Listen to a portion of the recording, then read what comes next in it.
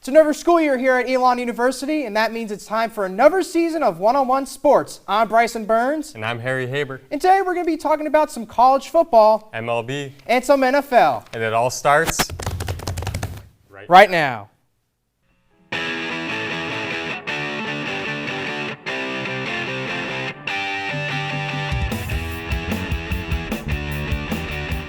So let's go ahead and jump right into our quick hitters. And Harry, the biggest news story, at least from last night, definitely the Detroit Lions beating the Kansas City Chiefs. Kicking off the NFL season, and boy, did it start well. The Detroit Lions are one of the, I think, best storylines in the NFL this year. They went 8-2 to finish the 2022 season, and they're looking really good right now.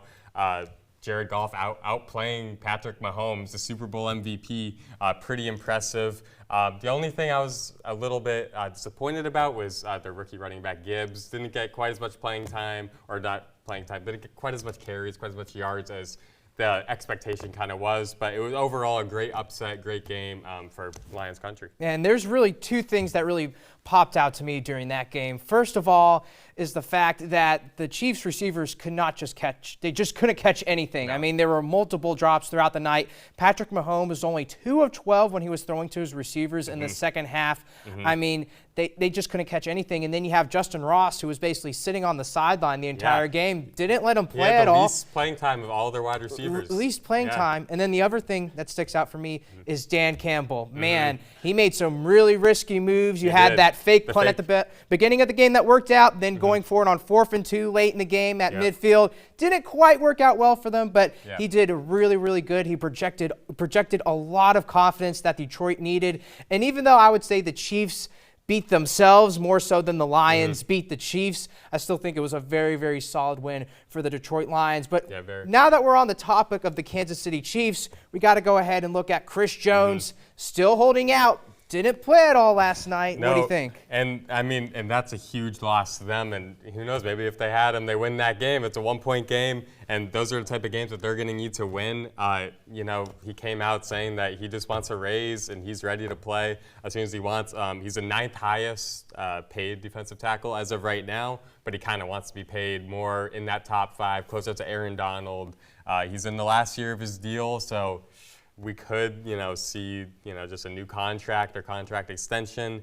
He's making $20 million a year. It kind of seems like he should just play it out, but it's definitely an interesting situation. And he's already given up $3 million because of the $2 million from training camp, and then the $1 million that he lost not playing last night. Is this really worth it? So I don't really know what him and his agent are thinking. It could be in the end because he wants that $30 million per year. So I guess we'll just have to wait and see. But he's got to eventually sign on the dotted line eventually in the near future.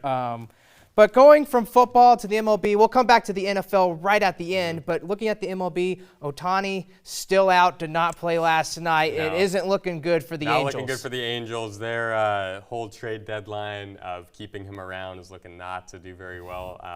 They kind of thought, we have Ohtani, we have Trout, we should be able to make a playoff push. They bought at the deadline, but with Ohtani's injuries and they're playing just going downhill, it's not looking good. And, on a more personal note for Ohtani, this could also hurt him in the offseason when he looks for a contract, as he was looking to be potentially close to a $500 million player. I mean, we haven't seen a player like this in a while, but if injuries are preventing him from being on the field, teams might not want to dish out that much money. So I feel bad for him because I'm a huge Ohtani fan, but it's unfortunate for sure. And to be fair, they did give him a few warm-up swings last night. They said they could still use him for some pinch hitting. Yeah. But one of the things that makes Ohtani so great is that he's able to both pitch and hit. And he is completely done pitching for the rest of the season, as we saw. And that just really, really hurts the Angels. They weren't going to make the playoffs most likely before he got injured, but that just basically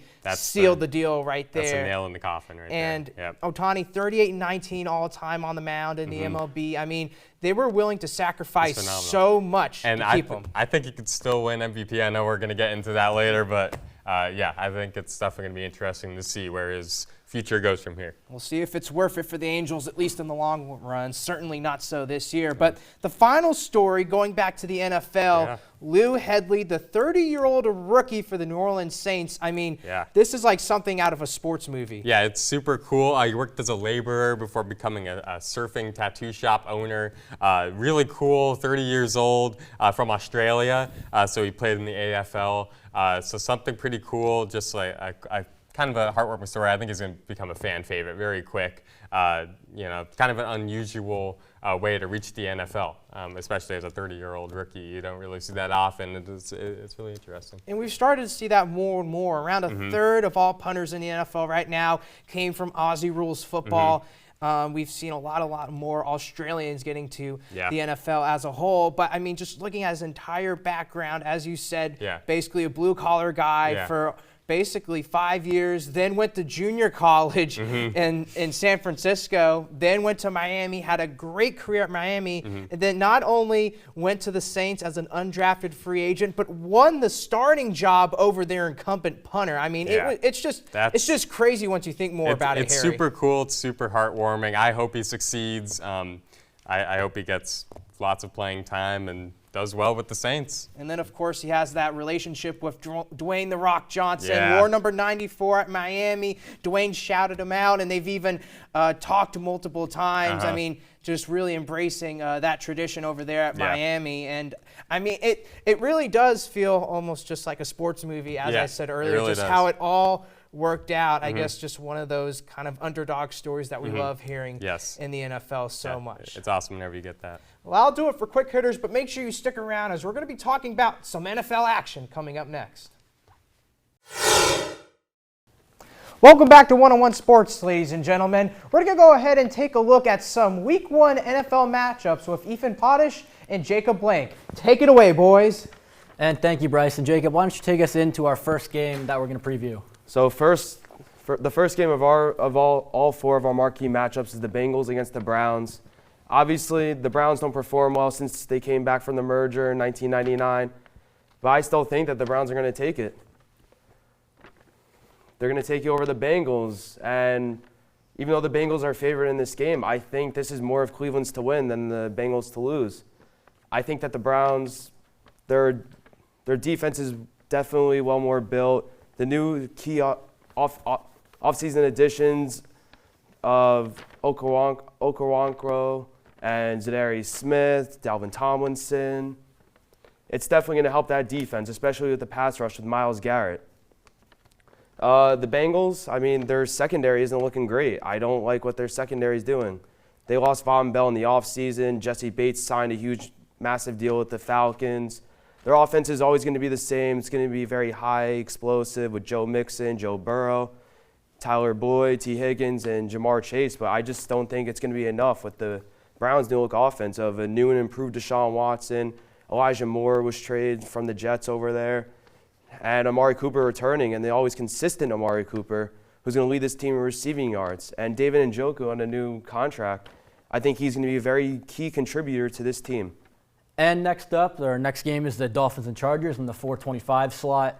I am personally picking the Dolphins for a couple reasons. I think that Hill and Waddle might be the best receiving duo in the league. I think that McDaniels doesn't get enough credit as a coach. I think he's far better than Staley. We've seen Staley, since he's come in, lose games by himself.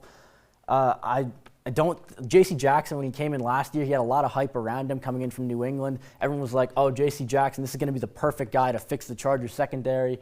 He really didn't have a great year last year. He's going to need to bounce back, but I don't think he's going to be able to contain Hill or Waddle. I know they have Derwin James back there, but I just don't think he's going to be enough to stop the dynamic duo that Hill and Waddle provide. I'm going to have to disagree with that only because I think we saw from last year's matchup, the Chargers, they beat the Dolphins, and it looked pretty easily, to be honest. I mean, Justin Herbert feels like that step above Tua Tagovailoa. And no Jalen Ramsey, I think, is going to be really key for that Dolphins secondary. I mean, Xavier Howard's aging, and that Dolphins secondary is very weak in terms of depth. And same with I feel like the entire team is weak in depth. Chargers are very deep receiving core, and that's why I have the Chargers.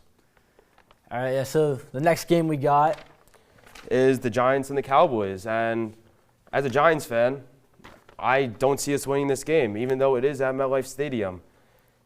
Daniel Jones is on a new $40 million extension per year, but the Cowboys, they've owned us the past couple years when Daniel Jones has been a starter. We're 1-7 against the Cowboys when Daniel Jones is starting, and 0-7 when Dak Prescott's the starting quarterback for the Dallas Cowboys.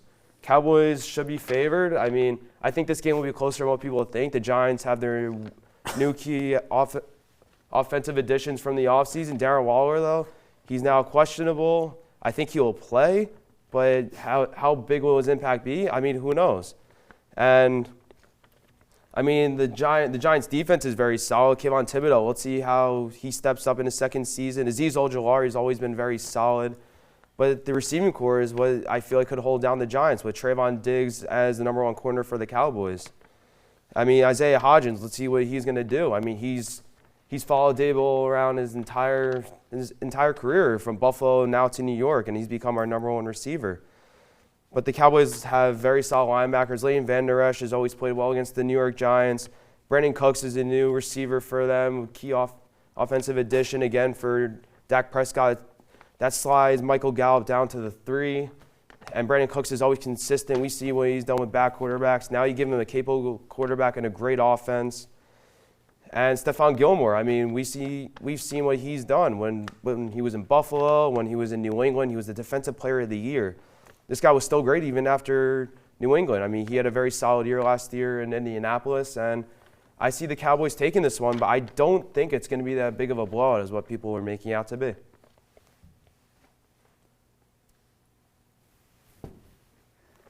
So our final game, the Monday night game, capping off week 1, we have the Bills and Jets, the second game of the week in MetLife. How often does that happen? Obviously, Aaron Rodgers' debut is going to be a very emotional game. It's going to be played on 9/11 in East Rutherford, which is, of course, the closest an NFL team is to New York. I'm personally taking the Jets in this one.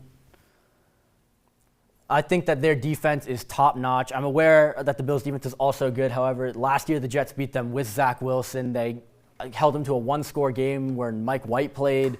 The Jets have played the Bills very close the past couple of years. Their defense is top-notch. Sauce Gardner's a year older, a year better. Jermaine Johnson looked amazing in the preseason. You still got Mosley back there. He's aging, but he's still a dynamic player. Yeah, Quinnen Williams now on a new contract, so he's going to be playing to prove that he's worth that money, even though we all know he is. And then no Von Miller for the Bills. I mean, this Jets offensive line, I don't think gets enough credit. You have Elijah Vera Tucker, who's coming back. He probably would have been an All-Pro last year if he didn't get hurt. You have Mekhi Becton coming back, who's a huge wild card, one of my X factors. He was incredible as a rookie on a Jets team that really didn't have a lot of bright spots. He's basically missed 2 years with injuries, got hurt in week 1 last year. And now he's coming back. He's slotted it at right tackle. He's going to be a huge part of this offensive line. The rest of their offensive line looks okay. They got Dwayne Brown, one of the oldest guys in the league, but he's been solid for a really long time. I think it'll be fine. And the other reason, Josh Allen likes to he turns the ball over a lot. You know, he's got that gunslinger mentality. He threw 14 picks last year, 15 the year before that, so almost a pick a game. He likes to sling the ball around. He likes to throw it deep. The Jets secondary is too good to do that. I'd book him for at least 1 or 2 picks. And also we got Breece Hall coming back, remember, on the Jets offense. They got him, Dalvin Cook, and that slides Michael Carter to the 3 slot. I don't know if there's a better running back room in the entire league. And for those reasons, I think the Jets are going to take this in Aaron Rodgers' debut. And that's all for us. We're going to send it over to some baseball, some late season MVP races, some divisional races. We got a wild card race, and that's all from week 1. Thank you. Welcome back to 101 Sports. Today we're going to be talking about the MLB. A lot of exciting playoff races as the season winds down and we enter the end of September baseball into October. There's a lot of close races going on. Let's talk about the NL MVP. Jack, I'm going to go to you first. Who do you have winning it? I think you can't not give it to Ronald Acuna Jr. He's the best player on the best team, 91 wins for the Braves. He's the first person ever to have a 30-60 season, which many might say stolen bases don't matter, but I think when you're doing it at this volume, it really does, especially with new rules. I think that really helped him. And He's on pace. He's played 139 games this season. Every game that the Braves have played, he's on pace for all 162. As are many Braves players. I think that talks to how great their team is and how great he's made their team. He's 5 home runs away from the 5th ever 40-40 season, and he's going to do it at 40-60 in AL-NL history. So there's no way you can talk about the MVP race without talking about Ronald Acuna Jr. Or Mookie Betts, because he's batting .314, better than Acuna. He plays better fielding. His fielding percentage in right field is 1, and then .994 for second base. So he's doing a lot better than Acuna when it comes to that. And then he is playing for a pretty good team. The Dodgers are on their way to their 10th NL West title in 11 years. So, and then he isn't up there with stolen bases, but personally, I don't think that really matters. Yeah. I think they both have a very good contention. I mean, when you have 60 stolen bases, that's definitely gonna be a factor. But they definitely both have intriguing cases. I think when you talk about Ronald Acuna versus Mookie Betts, you got to talk about their Augusts and how Mookie had raised his thing to 314 because of an August. Batting .455 in August. And he was batting .294 before August. And he set a Dodgers record for hits and runs in a month in August. But Acuna leads the entire MLB in runs scored, stolen bases, and on-base percentage. So although Mookie's got his OPS, I think that OBP and a .311 batting average is one of the best you can get. And I think Freddie Freeman on Mookie Betts' team doesn't help his MVP case. I think with such a great player next to him, even with Matt Olson hitting home runs, I think an MVP caliber player like Freddie Freeman just hurts Mookie Betts' chances. I think it's really going to come down to how the rest of September plays out, like for sure. But right now, I think Mookie Betts overall is a more dynamic player. And I think they're both on really good teams. Obviously, Acuna's team is absolutely crushing the Phillies right now in their division. But overall, Mookie Betts is just much more dynamic of a player. So that is a very interesting race, but we also have a lot of playoff races going on, and you both in the National League have some exciting teams that I think a lot of fans are rooting for. Caitlin, this time I'll start with you. Who do you have making National League wildcards? So I have the Marlins, and right now they have the 4th overall best batting average as a team with .26. They were just on a 6-game win streak. It did end, but that was really good for them. They were really hot, and I think that momentum is going to keep them soaring through September. And now they are 1 game back. I think this NL wildcard game is one of the best we've seen in a while. With any playoff race in the past few years, you rarely make it to September with 3 teams within a half a game, like the other race we're going to talk about in a minute. But I've got Cincinnati Reds going here. The Red Hot Reds, they were on fire earlier in the summer and have fizzled out a little bit, but I think with their young rookie core, they've got a combined F4 of 10.5 among only their 2023 rookies, which is significantly ahead of second-place Mariners at 7.7 and the easiest remaining schedule amongst the 3 people in contention. Miami, Cincinnati, and Arizona, they have the 5th easiest schedule left in MLB in metrics. I think that with that and their hardest opponent being the Twins versus Miami having to play 13 more games against playoff teams, and with injuries to Sandy Alcantara and Jorge Soler, I think that really hurts Miami. Yeah, Miami's definitely lost a lot to the injury list, but they did call up Xavier Edwards, who's batting .355 right now. And in how many games? Doesn't matter. Still hitting .355, enough to go up on there.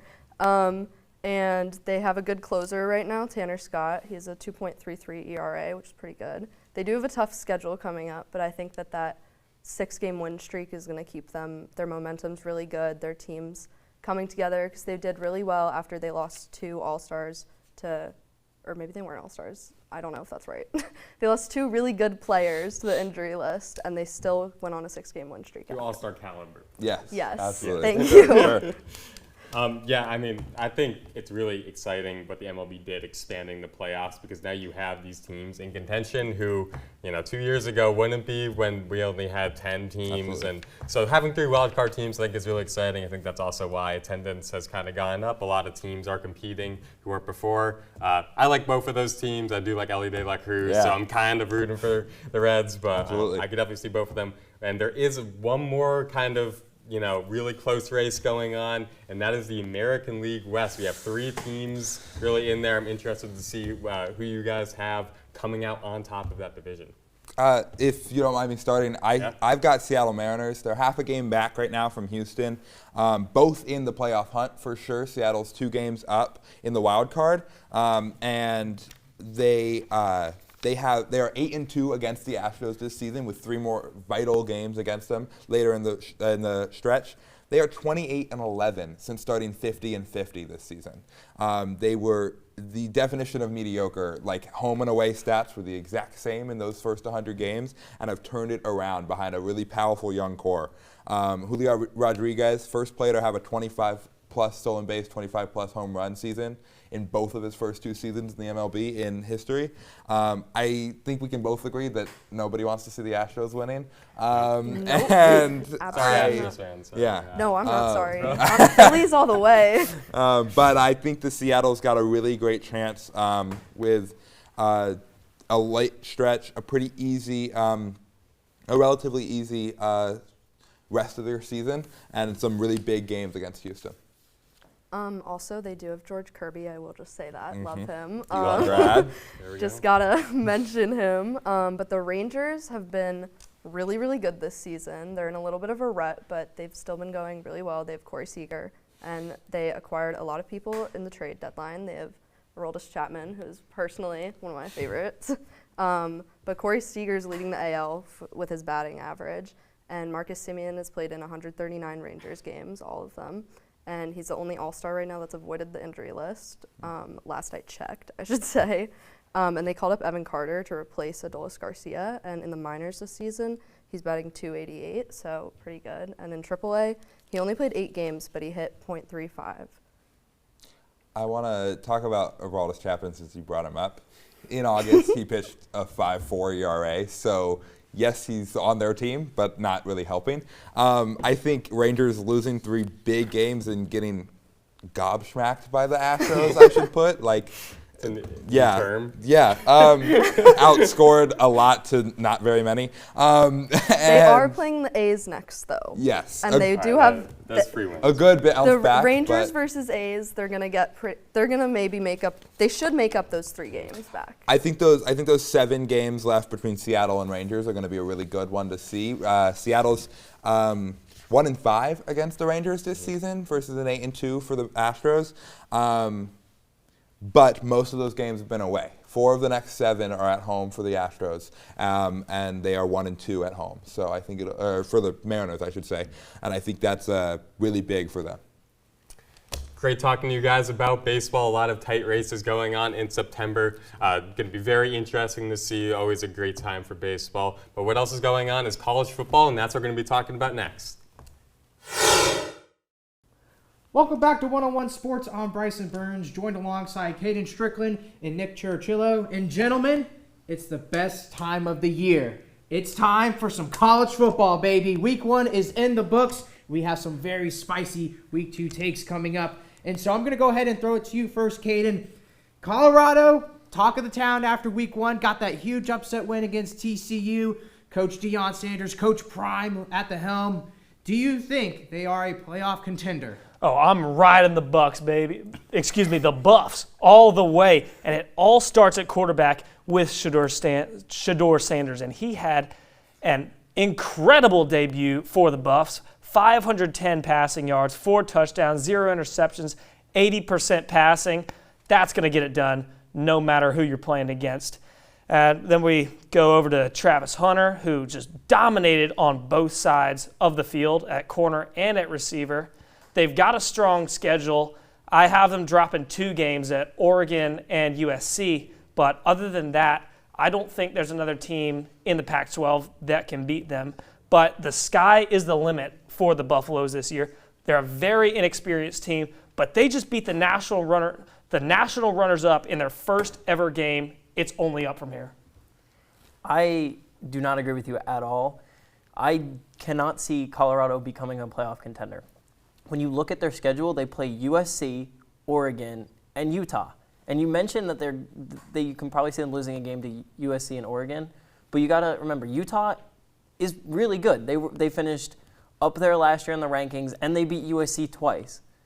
So I just cannot see Colorado winning more than 10 games, and that just does not get you into the playoffs at this point in how the college football playoff rankings are. With Coach Prime coaching this team, I don't know if you heard his pregame speech, but it had me ready to run through a brick wall. Like, this dude is basically the real-life version of Denzel from Remember the Titans. Like, this dude, if he gets hot, I don't think there's anybody who can stop him. I think they will probably run into a brick wall, and that brick wall is USC. I cannot see them beating them, and unless you're from the SEC or the Big Ten, they are not putting 2 Pac-12 teams into the college football playoffs. I'm going to back Nick up here for a second because Caden, I just don't see a 2-loss Pac-12 team getting into the 4-team playoff. I mean, maybe in 2024 when it expands to 12 teams, but you do have to get over those hurdles of Oregon, USC, and Utah. Look, when you talk about USC, you talk about offense. Their defense sucks. They're putrid. You can talk about how bad Colorado's defense was in their debut, but I would like to argue the opposite. Their defensive backfield showed a ton of promise. They held Chandler Morris to 57% passing and 2 picks, and when you've got guys anchoring that defensive backfield like Travis Hunter and Shiloh Sanders, who are 2 of the best cornerbacks in the country, the rush defense was really bad, but when you have one of the best defensive players of all time coaching that squad, I think by the end of the season, they might have one of the best defenses in the country. And if you can hold USC to like a low-scoring game, anybody can put up points on them. All right, we'll leave it there for now in terms of Coach Prime in Colorado. I'll go ahead and hand it off to Nick for this question first. Is Georgia in a position right now to win 3 straight national championships? I have to go with they are not in a position to win 3 straight national championships. They do have a very easy schedule, and they are a very good football team. But three-peating in any level of football is extremely difficult. The last team to three-peat in college football was in Minnesota in 1937. The last time a team three-peated was before World War II. So I just cannot see Georgia. They can play like lights out all season. They are going to fall in the college football playoffs to one of the teams, whether it's Florida State, Ohio State, or maybe even Alabama in the SEC championship. Look, Nick, I know you're new here, but if you don't think that Georgia is the best football team in the country right now, you're just not very smart. I'm just gonna say straight up, like, I know nobody has three-peated in the modern era, but the Dogs are gonna change that this year, and I'll tell you why. The roster changes every season. You can say that we lost 10 players to the draft, but in 2021, the Dogs lost 15 players. Like you can't ask anymore. They are just churning out NFL talent year in and year out, and they have a deeper roster this year than ever before. You may have lost more players the year before, but the players you did lose in this draft were Stetson Bennett and Jalen Carter, who were very integral parts to last year's championship run. Listen up, I am the biggest Stetson Bennett fan you'll ever find, but this dude was a walk-on quarterback. You replace him with a 5-star in Carson Beck, the sky is the limit for this kid. I mean, maybe with the Carson Beck. Now, they didn't play the greatest in their Week 1 game, so we still don't have a perfect idea on how Carson Beck What was his first start? Of course he didn't play perfect. I wouldn't play perfect either in my first start. I'm aware about that. I'm just saying, we still don't know exactly what Carson Beck, he still has more to prove. And with that more to prove, you don't know how he's going to handle the big situation games. So he could turn out and be an amazing quarterback once we get to the SEC championship and the college football playoffs. But there's still that chance in his first year that he doesn't do so hot in those games. Yeah, I mean, you could argue that, but Stetson Bennett, all he had to do to win 2 national championships was just game manage. And with the weapons that Carson Beck has around him right now, Brock Bowers, the tight end, was their leading receiver last year. He's coming back. Ladd McConkey, this little white guy, he was their second leading receiver last year. He's also coming back. Marcus Rosenby coming back, and we got 2 studs in the transfer portal in Dominic Lovett from Mizzou and Ra Thomas from Mississippi State transferring in. You still got Kendall Milton and Dejon Edwards in the backfield. Like, what else could you ask for? All right. We'll go ahead and stop the championship talks right there. But we're going to go ahead and have some very, very early Heisman talks right now. It's probably way too early to do this, but we're one-on-one sports, so we're going to do it anyways. Going to go ahead and go back to Caden, and you're sticking on the Colorado train with your Heisman pick. Oh, baby. Yeah, still rolling with the Buffs, and I've got Travis Hunter. He, Heisman has always been a quarterback award. We saw Devontae Smith win it a couple of years ago at a wide receiver position, but Travis Hunter has a chance to do something that nobody has ever done before in college football. He is an absolute game breaker on both sides of the ball. He set college football back decades in his performance against TCU, playing both ways, and he's the best player on the field on both sides. He had 11 receptions for 119 yards. He had a crazy touchdown that got called back, so that would have been even more impressive on his stat line. And then on the other side of the ball, he had a crazy dive and pick along with a game-saving pass breakup, and he only allowed 1 catch on 7 targets. This guy is the most impactful player in college football right now, and I don't even think it's close. As much as I love Travis Hunter, you said it. Heisman is a QB award, and that QB award is going to go to Caleb Williams because he's the best quarterback in the nation. He's probably going to go first overall in the draft, and I just cannot see him losing the Heisman because USC's just been clicking on offense since the start of the year. They were chugging along last year, and he constantly puts up 4 touchdown games, 5 touchdown games, and that stat line, his stat lines always look amazing. He had 42 touchdowns and 5 interceptions last year, and I just see him putting up a similar stat line, and I could see him winning back-to-back Heismans this year. When Bryce Young won it as a sophomore, nobody thought anybody was going to beat him out his junior year. This happens all the time. Players that win it their sophomore year or even freshman year, we never see them go back-to-back. And like we said, Devontae Smith was the first non-quarterback in I don't even know how long, probably about 5, 6, 7 years to win the Heisman. And if Travis Hunter can put up anywhere close to the amount of receiving yards and touchdowns that Devontae Smith acquired over his Heisman year while shutting down some of the top receivers in football on the defensive side, I don't see how you can not give it to him. Quarterback is obviously the most important position in football, but quarterbacks don't play defense. Travis Hunter does. They don't play defense, but I think the double side of the ball is going to help him shoot up in the Heisman race, but it's also going to hurt him later in the year because no football player has ever played that much in a game, like on both sides of the ball. You watch, he's going to start getting tired by the end of the year, and he's going to be at more of an injury risk, so he's definitely going to slow down once the end of the year comes, which is going to slow down that production. Yeah, that's definitely a valid point, but this guy's motor is unlike anything I've ever seen. Like, we saw him before the season. He was on Twitch, and he was like, I know I'm going to win Heisman. There's only one choice. That's me. Gots to. Both sides of the ball, coming for it all, Heisman loading. So, I mean, you saw it. He played 144 snaps, and maybe it does come back and bite him later in the season, but if that does not happen, I don't see anybody beating him out. All right. That was some very, very lively discussion about college football. You gotta love Saturdays in the fall. Kate and Nick, thank you so much.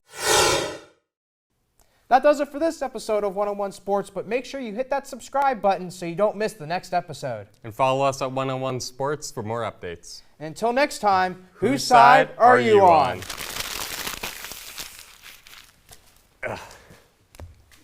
Let's go.